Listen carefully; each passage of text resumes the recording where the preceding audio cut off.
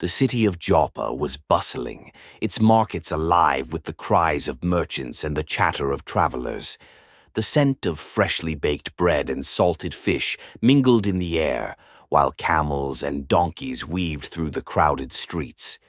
Among the throng of people, a man moved with deliberate steps, his eyes filled with turmoil. This was Jonah, son of Amittai, a prophet of the Lord, burdened by a divine command he did not wish to obey. Jonah had always prided himself on his faithfulness to God. He had delivered messages of warning and redemption to his own people, witnessing firsthand the power of the Almighty's words. But nothing had prepared him for the command he had received that morning. The voice of the Lord had come upon him like the rolling thunder of an impending storm, undeniable and firm. "Arise, Jonah," the Almighty spoke. "Go to Nineveh, that great city, and cry against it, for their wickedness has come up before me." Jonah felt a chill crawl down his spine. Nineveh, the very name stirred fear and loathing in his heart. The capital of Assyria, the empire known for its ruthless conquests, its merciless destruction of enemies, and its defiance of the God of Israel. Jonah had heard stories of how the Assyrians treated their captives, their brutality unmatched. They had plundered villages, enslaved entire nations, and humiliated the people of Israel. To travel into their midst and call for repentance, it was nothing short of a death sentence. His fists clenched at his sides. He knew what God was asking. He understood the mercy of the Lord, his boundless compassion that could extend even to the most wicked, and that was precisely the problem. If Nineveh repented, God would spare them, and Jonah could not accept that. He could not bear the thought of his people's enemies receiving forgiveness. Defiance stirred in his soul. He had followed God's will all his life, but this was too much. He would not be the messenger of Nineveh's salvation. Turning from the city streets, Jonah walked with quickened steps toward the docks. He would flee to the farthest place he could imagine. Tarshish, a distant land across the sea, a place so remote that surely God would not pursue him there. His heartbeat quickened as he reached the waterfront, where sailors shouted orders and ships creaked against the waves. Spotting a vessel preparing to depart, Jonah approached the captain. "Where is this ship bound?" "Tarshish," the captain replied, eyeing Jonah curiously. "A long voyage." Jonah did not hesitate. He reached into his satchel, pulling out silver coins. "I will pay whatever you require. I must be on this ship." The captain studied him for a moment, then nodded. "Welcome aboard." As the ship set sail, Jonah leaned against the wooden railing, watching as Joppa faded into the horizon. The sea breeze cooled his heated skin, and for the first time since the Lord's command, he exhaled a breath of relief. He had made his choice. He was free, or so he thought. The first few hours of the journey were peaceful, the waves gently lapping against the hull, the rhythmic creaking of the wooden planks beneath Jonah's feet, the occasional cry of a gull overhead, and the distant laughter of sailors settling into their voyage created a deceptive sense of tranquility. He withdrew to the lower deck, finding a secluded spot among the cargo where he hoped to lose himself in restless slumber. But deep down, he knew peace would not last. As the day turned to dusk, the wind changed. The salty breeze that had been so welcoming in the afternoon now carried an eerie chill, whispering across the sails as if warning of an unseen force. The sailors exchanged uneasy glances, their instincts honed by years at sea. They murmured of ill omens, of gods displeased with their voyage. Jonah, curled in the shadows, tried to ignore them. He had made his choice. He had left behind his call, but the Lord had not left him. The sea grew restless, swelling with unseen fury. The gentle lapping waves transformed into towering walls of water, rising with ominous intent. The sky darkened, thick clouds swallowing the last hints of daylight. Then, with a force like the roar of an angry beast, the storm descended upon them. The ship lurched violently, nearly throwing men overboard. Lightning slashed across the heavens, illuminating terrified faces. Thunder bellowed like the voice of divine judgment. The men scrambled, shouting over the deafening wind as they fought to keep the ship from capsizing. Water poured over the deck, drenching their bodies and their spirits with dread. "Throw the cargo overboard," the captain commanded, his voice barely audible over the storm's rage. Desperation drove them. They hurled barrels and supplies into the raging sea, pleading to their gods for mercy. But the storm did not relent. Jonah remained below deck, his body swaying with the ship's wild movements. He knew this storm was not of natural cause. It was the Lord's doing. It was divine pursuit. Yet still, he did not cry out. He did not pray. It was the captain who found him, shaking him awake with rough hands. "How can you sleep?" he demanded, his voice a mix of astonishment and fury. "Arise, call upon your God. Perhaps he will spare us." Jonah sat up, his heart pounding. His secret had been uncovered, not by men, but by the one from whom he sought to flee. He rose, trudging up the slippery steps onto the storm-ridden deck, where fear ruled the faces of every sailor. The wind howled, the ship groaned, and the men, in their desperation, turned to an ancient practice, casting lots. With trembling hands they drew straws, seeking divine revelation on who had brought this curse upon them. The lot fell to Jonah. Eyes bore into him, full of unspoken questions and accusations. "Who are you?" they demanded. "What is your occupation? Where do you come from? What is your country? Of what people are you?" Jonah inhaled deeply, his fate sealed. "I am a Hebrew," he admitted, his voice barely audible over the storm. "I fear the Lord, the God of heaven, who made the sea and the dry land." A shudder passed through the crew. "What have you done?" someone whispered. Jonah did not answer. He had fled from the Lord, and now he stood on the precipice of divine reckoning. The sailors pleaded with him. "What must we do to you that the sea may be calm for us?" Jonah lifted his eyes, the weight of his disobedience pressing upon him. "Throw me into the sea," he said, "and the storm will cease." The men hesitated. To cast a man overboard was to condemn him to death. They rowed hard, trying to reach shore, but the sea only raged fiercer, resisting their every effort. At last, with sorrowful hearts, they cried out, not to their gods, but to Jonah's. "O Lord, do not let us perish for this man's life," they pleaded. "Do not charge us with innocent blood." Then, with reluctant hands, they lifted Jonah and cast him into the sea. Instantly, the storm ceased. The waves calmed, the wind died, and the heavens cleared as if no tempest had ever raged. The sailors stood in stunned silence, then fell to their knees, offering sacrifices and vows to the God of Israel. But Jonah did not see their repentance. The moment he hit the water, the cold enveloped him, dragging him down into the depths. Darkness closed around him, swallowing him whole. And then, nothing but silence. Jonah plunged into the sea, the cold waters swallowing him whole. He thrashed as the waves enveloped him, the ship's lights disappearing above him. The waters closed over his head, and in the suffocating darkness, he felt the weight of the ocean drag him deeper. The current twisted him, spinning him in all directions, disorienting him. The last traces of air in his lungs burned, his chest constricting as he fought the inevitable. His limbs grew heavy. The depths of the sea stretched endlessly below him, a realm of silence and mystery. He felt himself sinking further, past shoals of fish that darted away from the foreign invader in their midst. The seaweed tangled around his limbs, wrapping tightly around his legs like shackles. His mind reeled. This was it. He would perish here, in the silent grave of the deep. Then, just as his consciousness wavered, something vast and monstrous emerged from the gloom. A great shadow loomed over him, massive and alive. Jonah had no time to react before a powerful force pulled him into a cavernous darkness. He was no longer sinking.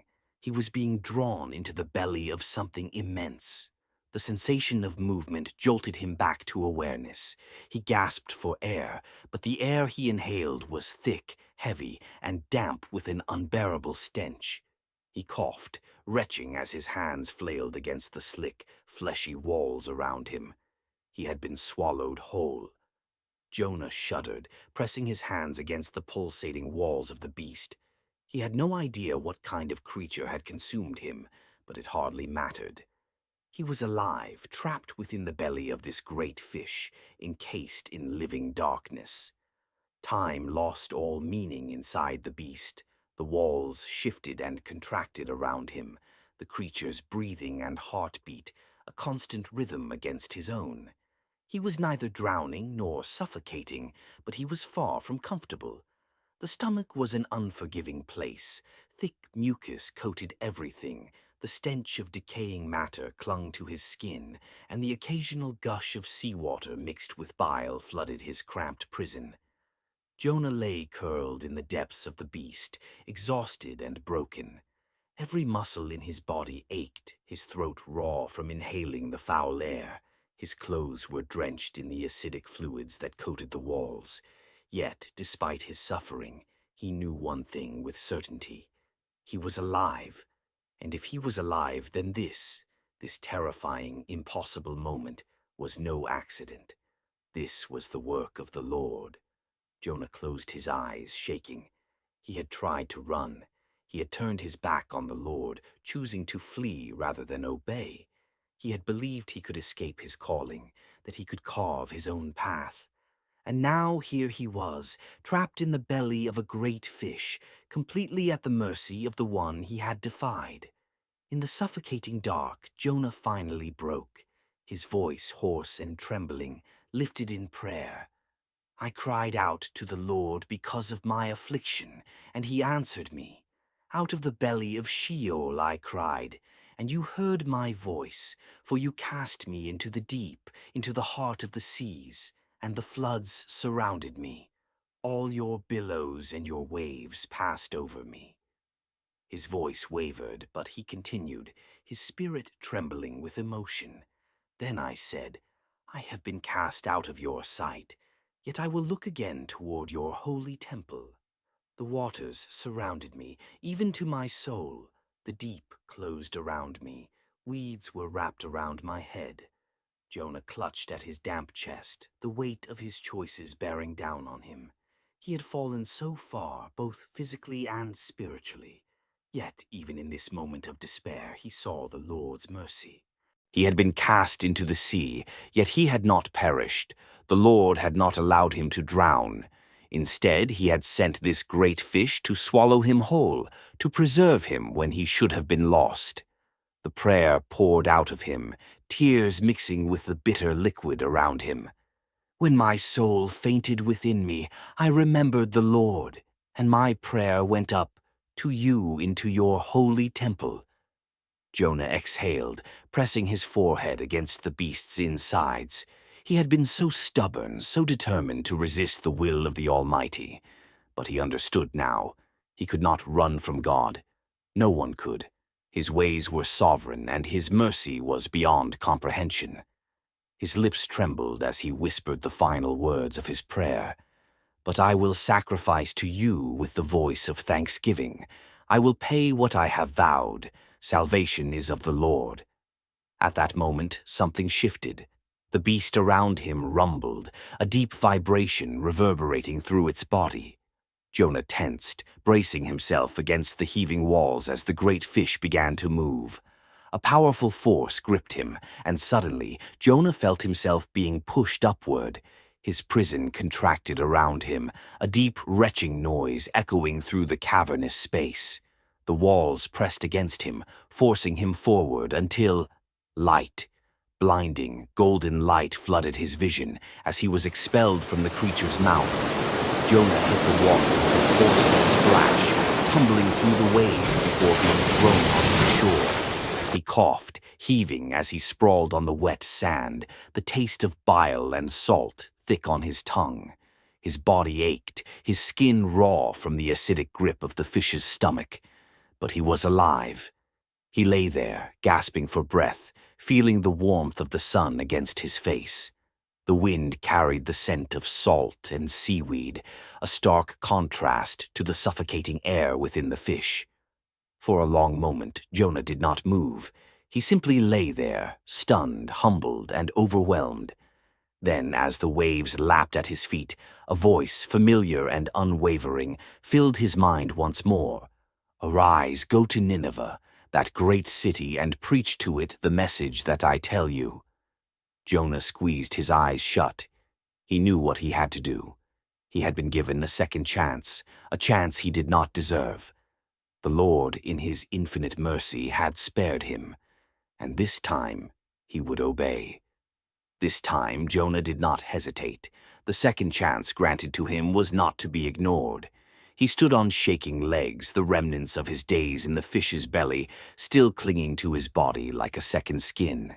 The long road to Nineveh stretched before him, and he took the first steps of obedience. Nineveh was vast, a sprawling metropolis of towering walls and countless streets, filled with people from every corner of the empire. The air was thick with the smell of spices, sweat, and industry. It was a city that never slept, a hub of commerce, military power, and decadence. Jonah had expected to see cruelty, and indeed he did. Men in armor patrolled the streets with hardened gazes, merchants argued fiercely over goods, and slaves toiled in the scorching sun under their masters' lashes. This was Nineveh, a city ripe for destruction. Jonah entered its streets and, taking a deep breath, proclaimed the words the Lord had given him. "Yet 40 days, and Nineveh shall be overthrown." His voice carried, and heads turned. At first there was confusion. Then murmurs spread like wildfire. A foreigner speaking of doom. A lone man calling for repentance in a city that feared nothing. Jonah moved deeper into the city, repeating his cry. "Yet 40 days, and Nineveh shall be overthrown." At first, some mocked him. A few jeered, some laughed, but others listened. The words struck something deep within them. The weight of his message was undeniable, the presence of the divine undeniable. The warning spread quickly, reaching merchants, soldiers, artisans, and common folk alike. Fear gripped their hearts. What if this man spoke the truth? What if judgment truly loomed over them? The message reached the ears of the king of Nineveh, a ruler known for his ruthlessness and absolute power. But even he, upon hearing of Jonah's warning, was struck with fear. He rose from his throne, removed his royal robes, and donned sackcloth. He sat in ashes, a symbol of humility and repentance. Then he issued a decree. "Let neither man nor beast, herd nor flock, taste anything. Do not let them eat or drink water, but let man and beast be covered with sackcloth and cry mightily to God. Let everyone turn from his evil way and from the violence in his hands. Who can tell if God will turn and relent and turn away from his fierce anger, so that we may not perish?" And the people obeyed. The entire city of Nineveh repented, from the greatest to the least. They fasted, they prayed, they sought forgiveness for their wickedness. Jonah watched it all unfold with mixed emotions. The purpose of his journey had been fulfilled, yet his heart remained bitter. He had hoped for destruction, not mercy. God saw the repentance of Nineveh, and in his boundless mercy, he relented. He did not bring upon them the destruction he had warned of. Jonah's fists clenched. It was as he had feared. The God of Israel, the God of justice, had spared the enemies of his people. Unable to bear the sight of Nineveh rejoicing in mercy, he left the city, setting up a shelter outside its walls. There he sat, waiting, perhaps still hoping for divine wrath to fall. But instead of destruction, the Lord sent him another lesson. Jonah sat outside the city of Nineveh, his arms crossed, his brow furrowed in frustration. The city stood before him, its towering walls enclosing a people who had just repented, who had just turned their hearts to God. And yet Jonah could not bring himself to rejoice. He had done as the Lord had commanded, but the outcome left him feeling hollow, even angry. "I knew it," Jonah muttered to himself. "I knew you would do this, Lord. This is why I fled to Tarshish. I knew that you are a gracious and merciful God, slow to anger and abundant in loving kindness. You relent from doing harm." His fingers dug into the dry earth as he shook his head. "So just take my life now, Lord. It is better for me to die than to live." Jonah expected a response of wrath, of rebuke. Instead, the Lord's voice came gently, as it had before. "Is it right for you to be angry?" Jonah did not answer.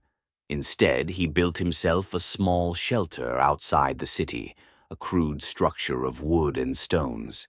He sat beneath it, watching Nineveh, still holding on to the hope that perhaps judgment would still fall upon them. Perhaps their repentance was not sincere. Perhaps God would change his mind once more and bring destruction. But the city remained standing. The people within continued their lives, changed, but spared. And Jonah's heart remained heavy. As the day pressed on, the sun rose higher in the sky, its heat beating down upon Jonah. Sweat dripped from his brow and his discomfort grew. Then, in his divine mercy, God caused a plant to spring up beside Jonah's shelter. Its leaves were broad and green, stretching toward the sky. Within moments it provided Jonah with shade, cooling his burning skin. For the first time in days, Jonah felt a glimmer of relief. He sighed, leaning back against the shelter, his eyes closing briefly. The shade of the plant was a small comfort, but it was enough. He muttered a quiet thanks, not realizing the lesson that was about to unfold. That night, as Jonah slept, God sent a worm. Tiny and unassuming, it crept along the plant's stem and began to gnaw. By morning, the plant's leaves had withered, its shade vanished, and the sun bore down upon Jonah with relentless intensity. Then the Lord sent an east wind, hot and dry, searing against Jonah's skin. He groaned, shielding his eyes, his body growing weak under the oppressive heat. His anger flared once more, not just at the plant, but at the entire situation. "It would be better for me to die than to live," he cried out in his frustration. Again, the voice of the Lord came to him, calm and questioning. "Is it right for you to be angry about the plant?" Jonah clenched his fists. "Yes, it is right for me to be angry, even to death." Then the Lord spoke again, his voice patient yet firm. "You had pity on the plant for which you did not labor, nor did you make it grow. It came up in a night and perished in a night. And should I not have pity on Nineveh, that great city in which more than 120,000 persons cannot discern between their right hand and their left, and also many animals?" Jonah fell silent. The weight of God's words settled upon him. He had mourned the loss of a plant, something temporary, something he had done nothing to create or sustain. Yet he had no compassion for the people of Nineveh, thousands of souls who had repented, who had turned to the Lord in sincerity. The story of Jonah ends here, leaving his response unknown. But the lesson remains clear. God's mercy is beyond human understanding, reaching even to those who seem undeserving. He desires repentance, not destruction, compassion, not wrath. And Jonah, like all who hear this story, was left to consider his own heart in the face of divine mercy.